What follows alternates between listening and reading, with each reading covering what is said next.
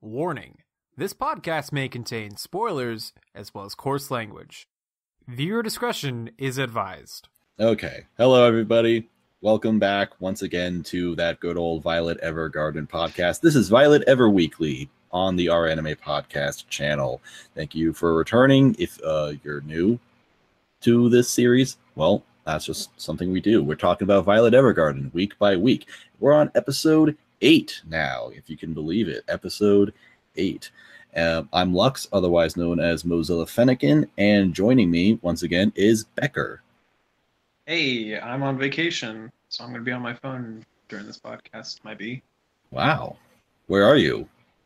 At the coast. It's kind of shitty at the Pacific Northwest because it's like rainy and stormy and gloomy, but like, it's whatever. Good old Oregon coast. Oh, yeah. And that's where everyone wants to be.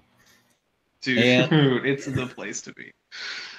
our two guests for this week, first off, we have Habitak00. Howdy, everyone. I'm broadcasting from my small little bedroom. Yeah, me too. What else? And, of course, we have Irvan. Hey, broadcasting from my room as well. Yeah, nice. We've all got rooms. I would hope so. Yes. Thank God. What an accomplishment. We're slow to start this week because there's nothing to fucking talk about. Actually, first, I should actually mention, I personally think I made a bit of a mistake last week. I said we were going to close signups. But the reason why I did that is because mathematically, we have enough for all of the remaining episodes. However, that is completely based on whether or not, that is completely dependent on everyone being available at certain times, which is not something you should actually count on. Because I was scheduling the guests for this week. I was choosing the guests for this week, and I realized, oh shit, there are all these people that signed up, and over the last few weeks, they just have disappeared from the internet, or other things came up and they might not be able to ever come on. So that's a bit of an issue. So I probably shouldn't depend on all of them. So I'm just going to leave signups open the whole time, just in case we need them. I guess I'll put a disclaimer and say that this new batch, or I don't know, going forward, anyone that signs up, I can't guarantee that you'll get in. I'm still going to prioritize the people that signed up earlier, but of course, we still encourage everyone to apply, and yeah, we'll try getting you on. And that's it. I don't have anything else to talk about this week. I don't even have anything to talk about in regards to the episode. I said last week, hey guys, we're going to be more positive about this show because this was actually a really good episode. And then the next episode, this episode 8 wasn't bad. It just, I don't know. It's like Violet Evergarden as usual. Well, I don't know. Quality-wise, it was just kind of okay, I guess. I don't know. I do agree that last episode was probably easily the best. Easily. But this one was just kind of oh, this was a thing, I guess. Yeah, it's a show. Here's the problem I have. This was a flashback episode. That's not a problem. The problem, I guess, is that it's a 2-part episode. And a lot of my thoughts on this episode are going to be dependent on how next episode goes. So, but I don't know. Maybe we'll start with Hab. Do you have anything to say? Sure. I mean, I was a little bit confused when you said there was nothing to talk about, because I came into this thinking I have everything to talk about. Well, true. You haven't been on this podcast for 7 episodes, so yeah. Maybe it's unfair for me to say that. No, it's just I feel like this whole series in a nutshell is kind of like watching Violet grow, right? And this is the first flashback to basically see, how she is the way she is. Granted, it didn't really show her how she became such a, master at, these martial arts and war and everything, how she became so good. but I thought that it was pretty good. It was interesting. You know, you got a little bit of background on the Major and the red-haired dude who's now the boss. I forget his name. I don't know. I thought it was super interesting. You had the fire, which looked nice. I don't know. The animation just stuck out to me. I found it super interesting. All right, Irvan, any preliminary thoughts?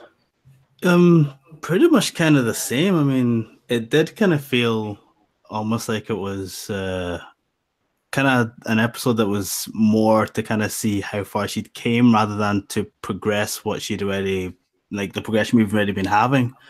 So on that front, I thought it was quite interesting. But I mean, I think in terms of, there was quite a few kind of shots, like animation scenes and certain shots and different scenes that I thought stood out, like when she went to like the tombstone and stuff like that. Certain shots that were quite nice, actually. I thought had a few things. And there's one thing that I noticed that I don't know if it really means too much, but like there was a lot of focus on eyes throughout the episode. Yeah. In terms of like the shot where she's in the combat and her eyes kind of lit up with the fire, or you know, Major being shot in the eye and stuff like that. So I mean, there's a few things to talk about, but overall, I thought it was, you know, a good episode, but kind of on par with what we've been having so far. Yeah, I mean, I wouldn't say it was like any worse than, I mean, maybe except for episode 7, it wasn't any worse than those episodes. If anything, I'd actually say this might have actually been pretty well timed of an episode. Yeah. Like, obviously, this isn't good enough for like a season finale, but I mean, if this was like episode 1, like, I mean, chronologically, this should be the first episode, but if that were the case, I don't know, it wouldn't have much impact. It's nice that we actually know who Violet is going into this episode. Yeah. I'm trying to read my notes, and I don't have anything written down. Well, I got a few things. Okay.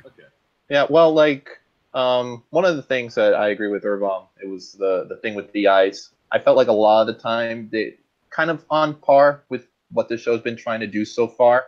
They're trying to show emotion, you know, in something, you know, that's very artificial, you know? So, like, for most of the show, it's been with words and, you know, ghostwriting and everything. And now they're kind of doing the focus on the facial imagery, you know? Violet recently has been doing that thing where she pinches her cheeks to try and express more emotion. And now she's finally showing emotion. So now they're focusing a lot more on eyes and everything like that. You know, I think it was a very interesting thing to do. The other thing that really struck out to me, especially in this episode, was the bullet fire. Like, maybe this is the first time I've ever encountered like realistic bullets. I mean, like, not realistic, but like basically when someone got shot on screen, it felt impactful. It was like one frame of them falling, and that was it, you know. Whereas everyone else, you know, in every other show I've seen, they kind of take their time to get hit, and they do a nice shout so you know that they're dead. In this one, it felt more like, oh wow, this is real, you know. Yeah, lots of shots like that with the fire as well. Kind of felt more like impactful, like stuff was happening, as opposed to the slice of life that we've been getting in the past. It felt like a different episode to me. I get what you're saying about the gunshots. Like when the Major got shot. Oh yeah. I wouldn't say the timing of it was surprising, but like, yeah, you're right. The impact of it was like, oh wow. Mm-hmm. It was a nice cliffhanger. But even like when they first went into the cathedral, that was really open, you know, and it just kind of went from shot to shot, to Violet like realizing what the hell was happening. All the people, you know, the soldiers up on the upper parts shooting down, people falling down, the blood spatters. Like, it all happened super quickly, you know. Oh yeah, yeah. That was a good cut. Mm-hmm. Yeah. I mean, even like just the scene where she initially kind of takes the charge in the first kind of war scene, everything kind of does happen relatively quite quickly as well, with how she just kind of jumps over the lake a la last episode. Oh yeah, I noticed that this time into action. Yeah, and then you know, takes out 3 people quite quickly, and then it's kind of like, to Major, make your choice now. Do you retreat or do you actually fight this now? You know, It was kind of like, it felt kind of more like, you know, this is happening now. We're moving forward. You got to keep up, kind of thing. Yeah, I see what you're saying. Yeah, they did war as if it were actually war, rather than just, you know, a kind of battle cry and then people just fight. You know, the action shots happen quickly. You know, you had, of course, the emotional soldier and the major who's like doesn't want to put Violet through too much, but still like realizing that he has the advantage with her. You know, it was I liked it. There was one thing I kind of had a gripe with when in terms of the action. Normally this hasn't been a problem for me, but it's the fucking filters meme, dude. Like, I wasn't a fan of the filters this episode. I thought the whole thing was like it was lightened in a way that made it a little bit difficult to see. And not I thought I was in a I thought good I was way. the only one who noticed that problem. No, Because yeah, I was watching I it on agree. my phone, and it was like, holy shit, this is kind of hard to see. Like during like the really dark scenes, all like the battle scenes, like, oh, holy shit. Mhm. I Yeah, I thought mean, something was wrong with my Yeah. I thought it was something wrong with my phone or something. But it was Yeah, like it was the really it was- hard to see. yeah, everything was at night in buildings, and it just wasn't lit very well. I mean, I I guess get that's it. like real life, and that like you can't really see well at night, but like this is an anime, and like I'm watching something, it would be kind of easier to like see it, I guess. But I guess they tried with, you know, that scene in the forest when she lit the fire, like it to be like, oh my god, everything's being lit with the fire. Now you can see, you know, what Violet's doing. But even then, it just felt a little bit too, what's the word? Just suppressed. I mean, I get what you're saying. Yeah, for sure, I agree. Yeah, I thought that scene was fine. But yeah, it was just a big problem for me. But that was about it. There was one problem that I had just at the beginning, because, you know, the young Violet character design is basically the same as older Violet but short. There were a few cuts between like the present day and the past days where I was just like a little bit confused. You know, like I think they talked to the meanie, the big old meanie who just didn't care for her, and then immediately after cut to the present day where she's at the barracks trying to get his attention. And for a second, if it wasn't for Violet's, you know, modern day clothing, the clothes she usually wears, I wouldn't have known the difference, you know. And the fact that she was crying, obviously. Yeah. Yeah. I guess in regards to that, I forgot his name. I just wrote down Edgy Boy. Oh my god, it was like Brother. one of those long 3-syllable, 3-word names where it's kind of like, this is a Western name, you know. Yeah. In regards to him, this whole episode it was pretty edgy, but in the beginning, the beginning of the episode, particularly with that guy, was when I thought, like, geez, dude, like there was one specific line where he says, where Violet, you know, was going to ask about the major, and then he says to this guard, he says, he says, leave if you don't want to die, or something like that, and it was like, what the fuck did he do, man? Calm down. Well, he like flipped the guy. She flipped the guy, didn't she? I think. Yeah. I think it was the first guy. I think it's the second guy that was like, he was just standing there, just kind of minding his business, trying to stop her, I guess. And then he's like, nah, you better leave her, else she'll fuck your shit up. I guess that maybe that's true. Normally I would check these things, but I accidentally deleted the episode. I have this thing called a recycle bin. Let me go get this. I think it was like there were 2 guards, and there was one guard who like had enough of her shit, and then when he reached out to like push her or something, then she flipped him, and then there was a second guard who was just watching like, what the hell's going on? I don't know what to do. I don't think they show both guards on screen though, so I don't know if the guy somehow got up quickly enough, but whatever. Hang on. Whatever. Anyway, yeah, I don't know. Aside from that, it's confirmed the brother is like, I think the guy who found her.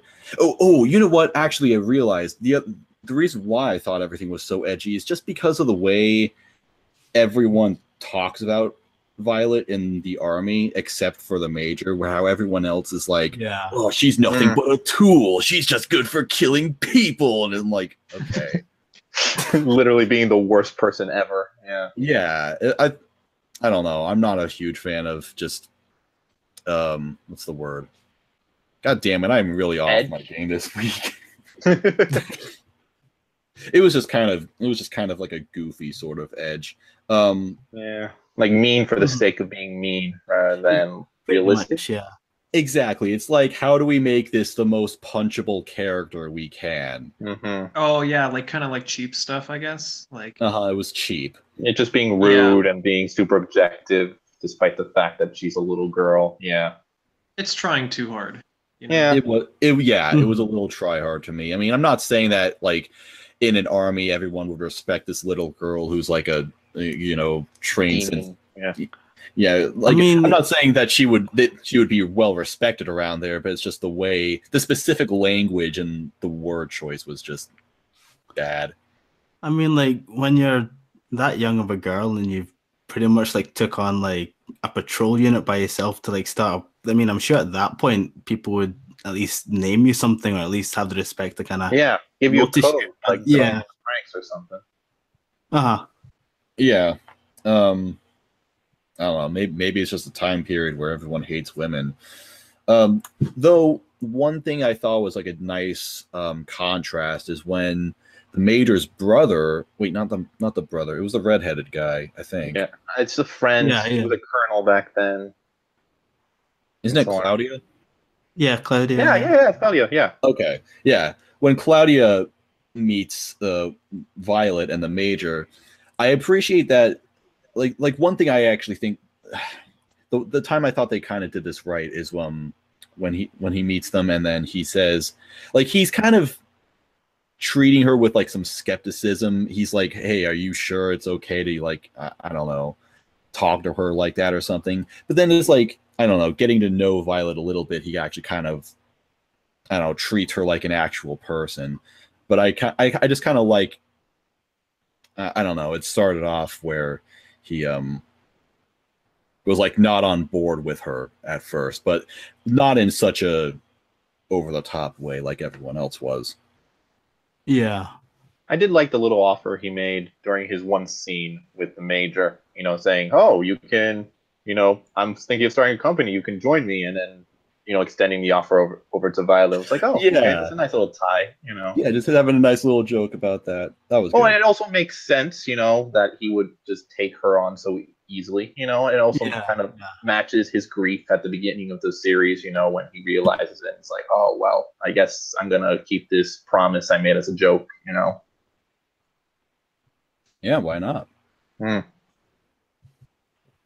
And I guess one other thing is that you mentioned how there was a lot of focus on eyes in this episode, and I think the reason for that is just because we got the scene where she got the brooch for the first time, and she says that the reason why she got it was because of like it looked like the major's eyes or something. It was one of those cutesy moments. There was one part where like he was putting the brooch onto her and he started crying. I didn't really know why. Was it just he knew he was gonna die or something like that? Or I don't know. I mean, to me, that point, it felt like, I mean, just before that, we saw him kind of, I don't know a better way to say it than like daddying up and like teaching her how to like read and write and stuff. Yeah. And now she's learned the new word like beautiful, and she used it to describe it. It kind of felt like almost like it kind of like if you have a child and like they're coming back from school and they tell you this new word and they use it or something. It's kind of pride almost. It felt. Yeah, true.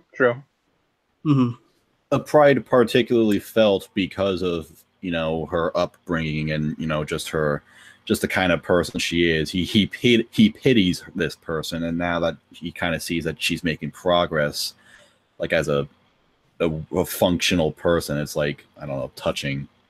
Mhm. Yeah, especially like when you think back to that scene earlier on where you get the shot of his eyes when Violet's doing her shit, you know, he Mm. kind of looked a bit kind of sad and a bit almost like he didn't want her to be in that position, but she is kind of what he needed there. So Yeah. it's kind of like tying into that where he's seeing a different side to her, seeing that kind of growth.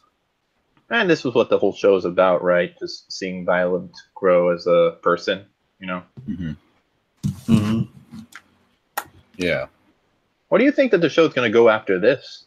Because I figured that, like, when she found out about the Major's death, it would be, you know, the big, I don't know, reveal, and then somehow she get over, and then it would, you know, close the curtains. But we still got, what, 6 episodes left? Yeah, I don't know. I think it's I mean, 14 obviously, overall or something. I don't know if anyone here has read the source, and don't spoil us, and, you know, but... I don't think anyone in this group has read this. Yeah, source. no, I don't think so. Yeah, In regards to episode count, I kind of wanted to bring this up, but wasn't sure when. But yeah, like Mal says it's 14 episodes, but I'm just gonna say it's probably 13.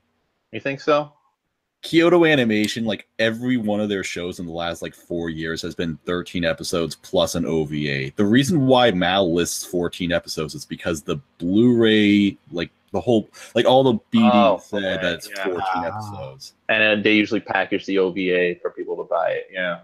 Yeah, okay. Mal isn't exactly the most reliable source of information. Sometimes Yeah. they just kind of go at, I don't know, they just list whatever they can get.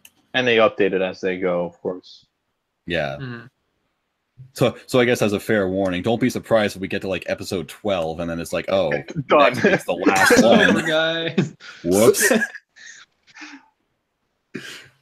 Yeah, but like thinking of like in the future, I feel that this episode definitely felt almost like a setup for whatever's going to happen in the next episode. But I feel that the kind of timing of it after the last episode, where the person, the writer, is getting over the loss of his own daughter, I think that the timing of it is quite nice because it kind of makes sense that you have him getting over the loss of his daughter, and now this episode, Violet's having that kind of realization that Major is dead. I'm going to say and then her kind of slowly trying to get over that as well. Yeah, it'll definitely be about, you know, that whole resolution. Maybe we'll have a couple episodes where she writes letters about someone else who's lost someone, and maybe she'll learn, because that's another theme of the episode is Violet, you know, engaging with other people and learning from them.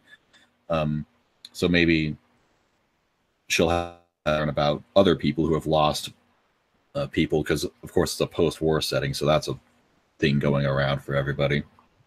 I wouldn't be surprised if it ends with her writing a letter to the Major, you know, just being like, I'm going to be writing for myself now. And, you know, obviously Major taught her how to write and everything, or at least how to read, you know, so that in a way it's kind of full circle in a way. We'll finally hear her say, I love you, you know, all those fun things, and mean it. She'll finally learn what, she'll finally know what I love me. Could be that final, was it daily report? Yeah. Yeah. It would be kind of nice. Yeah, she'd get that. She'd write that final letter to the Major just to like get that off her chest, I guess. Yeah. Mm-hmm. I'll show her smiling and looking up at the comet from episode 7 or 6. Episode 6. Just have a reference to every single episode. Yeah, right. Exactly. No, maybe it's one of those things where like all the people who we thought were one-offs somehow come back in either a flashback or in some relative way. I don't know. Oh yeah. Yeah, when are we getting my assistant waifu back? I need her. I haven't seen her since episode 2. Don't say that.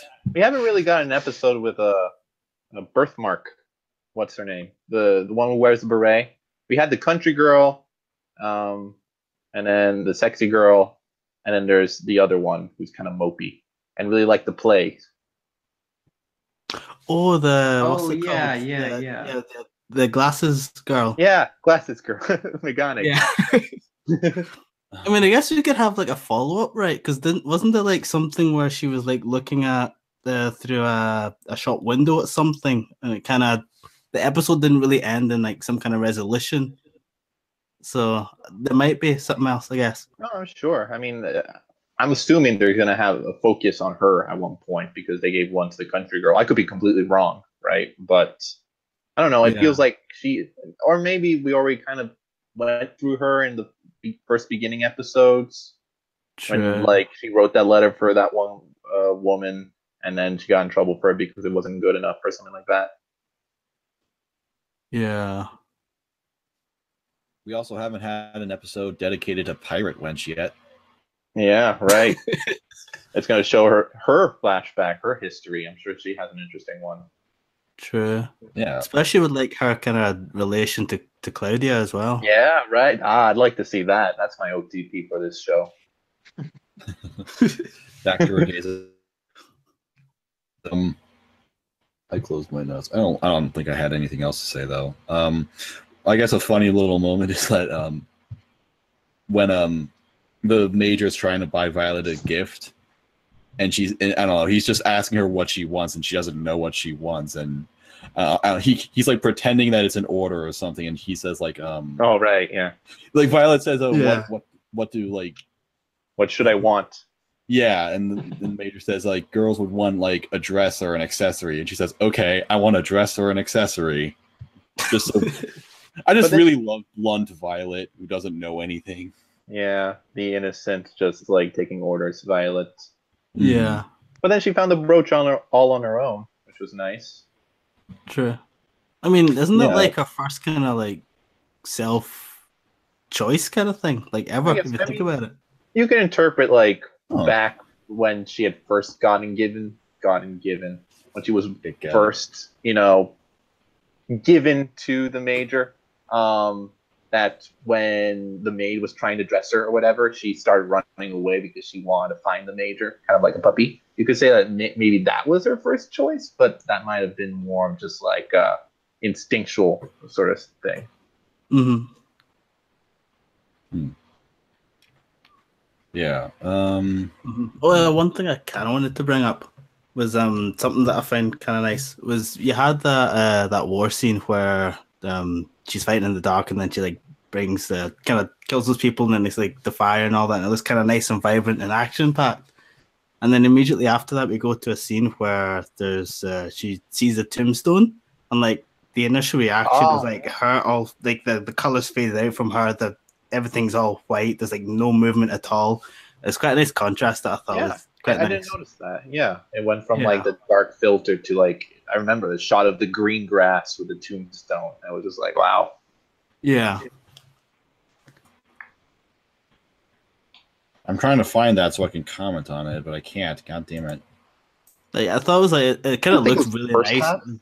Oh, I found it. Yeah, it was just about halfway. Yeah, I also kind of felt like almost showing the, I guess, kind of cliched two different sides of war, where you get the kind of action-packed heroics and then the sad loss and all that.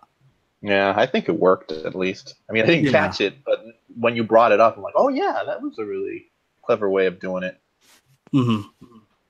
I also thought the soundtrack was pretty good this episode. There were a lot of moments where I just heard the violin, just like, just it twanging. I'm not sure if that's what a violin does. I'm pretty sure it doesn't twang. But like I heard it just specifically outside of all the action. I'm like, oh man, this is pretty good. Almost like a heartbeat, goes along with the war theme. Yeah, the soundtrack's consistently nice. I didn't notice it this episode. I don't think. At least I don't remember. But I don't know. It's good sometimes. In some episodes, it really stands out. This one, it didn't, but that's not a problem. I felt like this was the first episode that, when the 20 minutes were up, I was surprised. With every other, this might be a little bit harsh to say, but with every other episode of this show, I kind of moved my mouse to see how much longer the show would take. But it was in this episode specifically, where like the Major got shot, and then it was just cut to the credits, where I'm like, what? That can't be it, But yeah, that's true. Maybe it's just because it's action packed, and you're just more into the show, as opposed to people talking and writing. Mm-hmm. I know, like, personally, sorry. Yeah, go ahead. You're good. Okay. Like, personally, it kind of felt like because the other episodes were really kind of more episodic than this one. Mhm. So, like, it felt when it was getting to the end of the episode, because they had to kind of move on from this story into whatever Violet was doing in the next one.